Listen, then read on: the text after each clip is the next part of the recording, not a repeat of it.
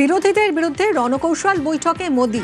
গতকাল মহিলা সংরক্ষণ সংশোধনী বিল পাসে ব্যর্থ সরকার, সংশোধনী বিল আটকে যাওয়ায় তড়িঘড়ি মন্ত্রিসভার বৈঠক। প্রধানমন্ত্রীর নেতৃত্বে এই মন্ত্রিসভার বৈঠক। কথা বলবো মৈত্রেয়ী আমাদের প্রতিনিধির সঙ্গে।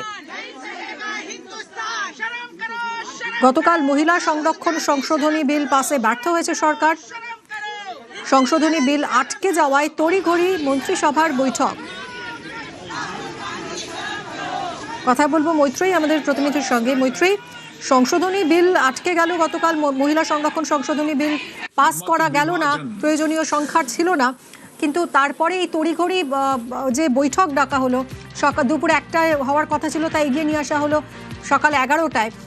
কোনো নতুন কৌশল নেওয়া হতে পারে এই বৈঠক থেকে?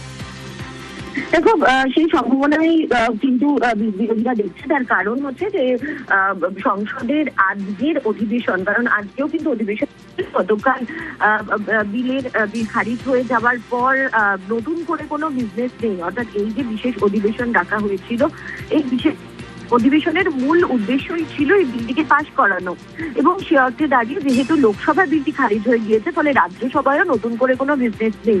রাজ্যসভার যে একটাই কাজ ছিল, সেটা মূলত যে বিজনেস ছিল, যে ডেপুটি চেয়ারম্যানের ইলেকশন করা, এবং গতকালই ডেপুটি চেয়ারম্যান হিসেবে হরিবংশকে বেছে নিয়েছে রাজ্যসভা। ফলে সেখানে দাঁড়িয়ে আজকে রাজ্যসভা এবং লোকসভায় কি হতে চলেছে সেটা সম্পর্কে বিরোধীরা তো জানেনই না, এনডিএর পক্ষেও অনেকেই সেটা জানেন না। ফলে সেখানে দাঁড়িয়ে এই প্রশ্নটা উঠছে যে আজকে যে ক্যাবিনেট বৈঠক হওয়ার কথা ছিল বেলা 1টায়, সেটা আমরা যেটা জানতে পারছি 11টা থেকে 11:30টার মধ্যে সেটাকে এগিয়ে আনা হয়েছে। সেই বৈঠকে কোনো নতুন স্ট্র্যাটেজি ঠিক হবে কিনা, বা এই আজকের অধিবেশনের জন্য কোনো পাল্টা স্ট্র্যাটেজি ঠিক করে কোনো নতুন কোনো কৌশল আনবে কিনা, সেই বিষয়ে কিন্তু তাকিয়ে রয়েছে বিরোধীরা। এর পাশাপাশি আজকে যেটা আমরা জানতে পারছি যে ক্যাবিনেট কমিটি অন সিকিউরিটিরও বৈঠক রয়েছে।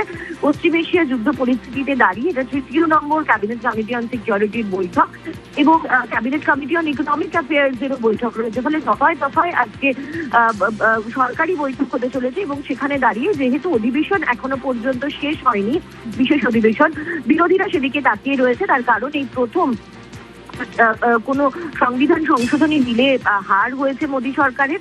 ফলে সেই জায়গায় দাঁড়িয়ে বিরোধীরাও সতর্ক রয়েছে যে তারা নতুন করে কোনো রকমের কোনো স্ট্র্যাটেজি নিয়ে আসছে কিনা শাসক পক্ষ।